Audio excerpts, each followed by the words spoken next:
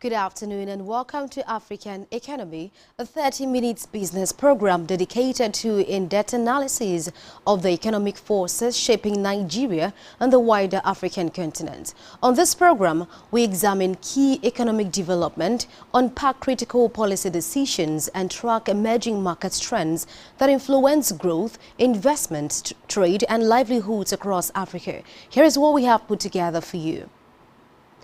Ghana offers levy cuts to smooth path for higher gold royalties. Congo to export copper to Saudi Arabia, UAE with US support. South Africa raises minimum wage to 5% amid rising cost and economic pressures. We also look at African countries with the largest fleet of submarines at the start of this year. You are welcome to the program. My name is Wangfana Basiwota, and I am delighted to be your host as usual on African Economy today.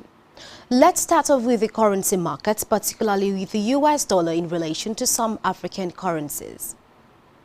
The US dollar's Nigerian exchange rate fell to 1,366.95 kobo with a percentage of 0.12.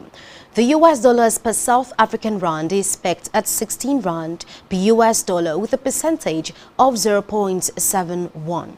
The US dollars against the Zambian kwacha is at 18 kwacha per US dollar. And the US dollars against the Egyptian pound is at 47 pound per US dollar with a percentage of 0.10. The US dollars against the Algerian dinar is at 129 dinar and it still remains unchanged. The US dollars against the Angolan kwanza is at 918 kwanza per US dollar with a percentage of 0.00. South Africa, Africa's richest country by GDP and home to the continent's largest number of high net worth individuals, is facing severe economic inequality. According to the Statistika's 2025 GDP comparison, South Africa's economy is estimated at $410 billion, the largest on the continent. According to a report, the country is home to around 41,100 millionaires with a net worth of $1 million or more, and 8 billionaires, the highest concentration in Africa. Despite these, the 2026 World Inequality Report shows stark disparities. That is, the top 10% of South Africans earn 66% of total income, while the bottom half receives just 6%. Other African countries on the global inequality list include Algeria, where the top 10% earn 49% of total income, Egypt at 48%, and Niger, the top 10% receive 44%. Meanwhile, the South African government has announced a 5% raise in the national minimum wage, effective from March 1, exceeding analysts' expectations. Public Works Program employees will experience a pay raise of 9.6%, bringing their new hourly rates to 16.62 rand. Introduced in 2019, the minimum wage is part of efforts to address pay disparities and improve worker conditions amidst high unemployment. Also, the wage increase aims to improve livelihoods and slightly outpace inflation, with adjustment guided by the National Minimum Wage Commission. Turning now to the naval defense sector, with a closer look at the submarine-related development, where Africa's military may not match the global giants, but the continent quietly maintains a presence in strategic naval power, especially through submarines. Submarines remain a key tool for maritime security, deterrence, and control over vital sea lanes, and several African countries are investing to maintain a foothold in this domain. Globally, Russia and the US lead with 66 submarines each, while Ghana follows closely with 61, according to report. Let's take a look at the African countries with the most submarines at the start of 2026.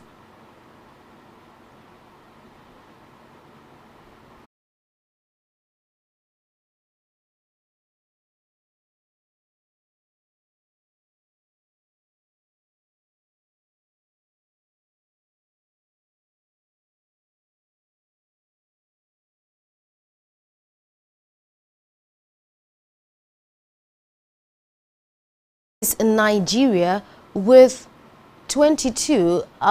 They rank globally 22nd. Second is Egypt. Third is Algeria. Fourth, Morocco. We have South Africa amongst others. Now on the continent, Egypt holds the lead with the 8 submarines, the largest fleet in Africa, while the fleet size has not changed since last year. Egypt moved up in the global rankings from 14th to 13th, likely due to changes in other nations' standings rather than new acquisitions. Second is Algeria. They rank 16th globally with 6 submarines. Algeria operates a technically advanced undersea fleet anchored by Russian-built Kilo-class vessels. Third is South Africa. They rank 34th globally with 3 submarines. South Africa operates a small but technically sophisticated undersea fleet based on the German-built Heroine class. Shifting focus to wealth creation across Africa. Africa entered 2026 with a small but increasingly concentrated billionaire class, according to new data from the UBS, reflecting how global wealth creation continues to favor a handful of large economies on the continent. Across the Middle East and Africa region, billionaire numbers rose from 72 to 91 between 2024 and 2025, indicating a growing concentration of wealth. Notable African billionaires include Aliko Dangote, Johan Rupert, and Nassif Sawiris, representing influential sectors like mining, manufacturing and finance. Africa's billionaire wealth grew by 36.5%, surpassing the global average amid economic challenges like inflation and public spending pressures. And now to the aviation sector. Airports across the continent are competing not just on size, but on efficiency, service quality and global connectivity. The latest Skytrax rankings offer a clear snapshot of which facilities are setting the pace, from seamless passenger processing to modern terminals and regional hub strength. These 10 airports stand out as Africa's aviation leaders. First on the list is Cape Town International Airport at South Africa. Now Cape Town International sits at the top of Africa's aviation hierarchy, and for good reason. It has held the top spot for 10 consecutive years. The airport combines efficient operations with a passenger-friendly layout, consistently high cleanliness standards, and strong retail offerings. Its ability to handle both leisure and business traffic smoothly has made it a benchmark across the continent. Let's look at OR Tambo International Airport at Johannesburg, South Africa. As Africa's busiest airport, OR Tambo remains the continent's most important gateway.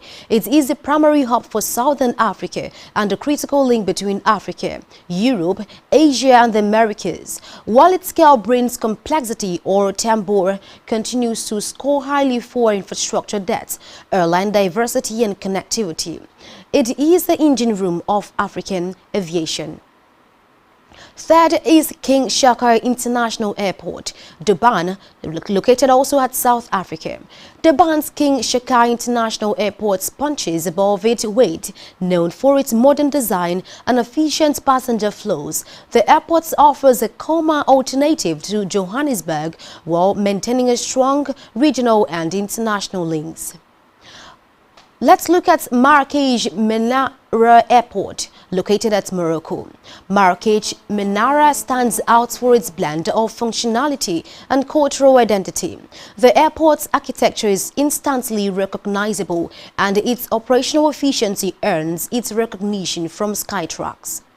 As Morocco strengthens its position as a tourism and transit hub between Europe and Africa, Marrakech Menara plays a key role in handling high volumes of international leisure traffic with minimal friction.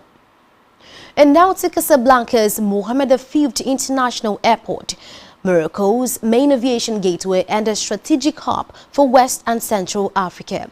Home to Royal Air Maroc's operations, the airport benefits from strong intercontinental connections and steady upgrades to passenger services. Its importance lies in scale and network reach, positioning Casablanca as a serious competitor to European transit hubs. And now to Addis Ababa Bo International Airport located at Ethiopia. Addis Ababa Bo International Airport reflects Ethiopia's ambitious aviation strategy, anchored by Ethiopian Airlines, one of Africa's most successful carriers. Bo has evolved into a major global transit hub.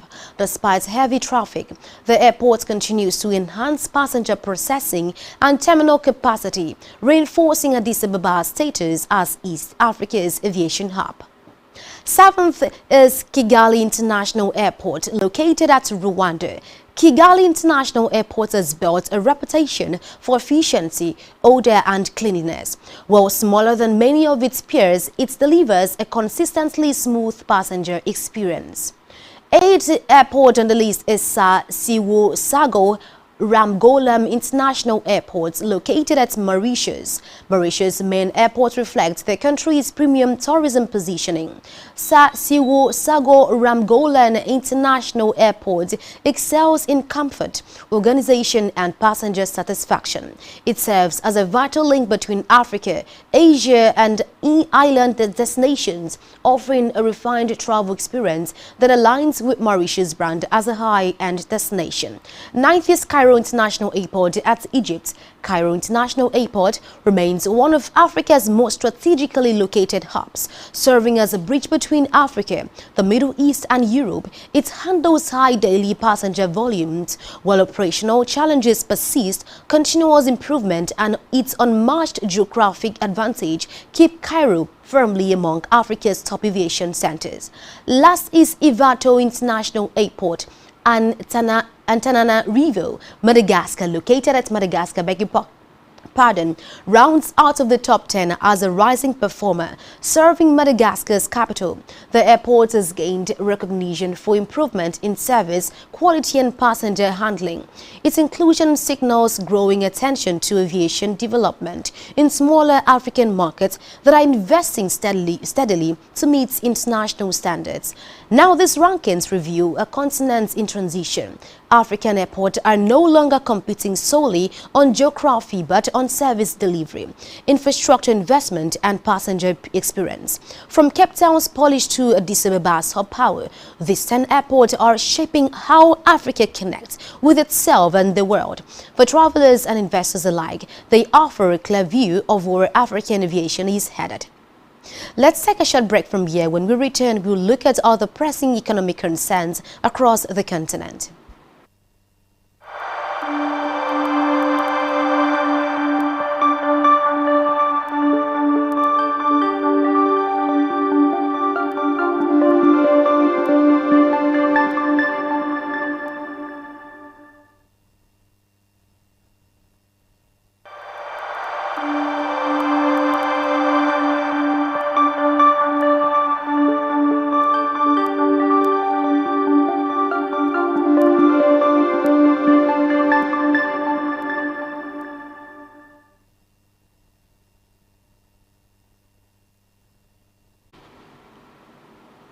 Welcome back. This has been African Economy, bringing you insights that matter in Africa's evolving financial landscape. Let's take a look at other African concerns in African economy. Several African economies remain heavily dependent on import, according to World Bank data, highlighting structural weaknesses that continues to leave the continent vulnerable to currency shocks, supply chain disruptions and global price volatility. In some cases, imports are almost equal to national output, reflecting how limited domestic production capacity remains across large parts of Africa. Let's look at the charts of Africa's top 10 most import-dependent economies. Top on the list is Somalia with 99. Somalia and Lesotho rank highest, with import accounting for 99% of GDP in both countries. Somalia's reliance reflects decades of conflict, minimal industrial capacity, and dependence on imported food and fuel. Lesotho's position stems from its small landlocked economy and deep trade reliance on South Africa for consumer goods and industrial input. Islands and open economies also dominate the list. Mauritius records imports worth 78% of GDP, reflecting its integration into global trade and services, but also its dependence on imported energy, raw materials and food. Cabo Verde shows a similar pattern where geographic isolation limits domestic production options. The Democratic Republic of Congo (DRC) is entering into agreements with export copper to Saudi Arabia and the UAE, aiming to diversify its trade partnerships. A US-backed collaboration involving Mekoria Energy Group Limited and the DRC state-owned company plans substantial copper cathode shipment. The U.S. International Development Finance Corps (DSFC) is actively participating in financing the venture to enhance supply chain security. This initiative seeks to diminish China's influence over critical metal supply while supporting allied economies.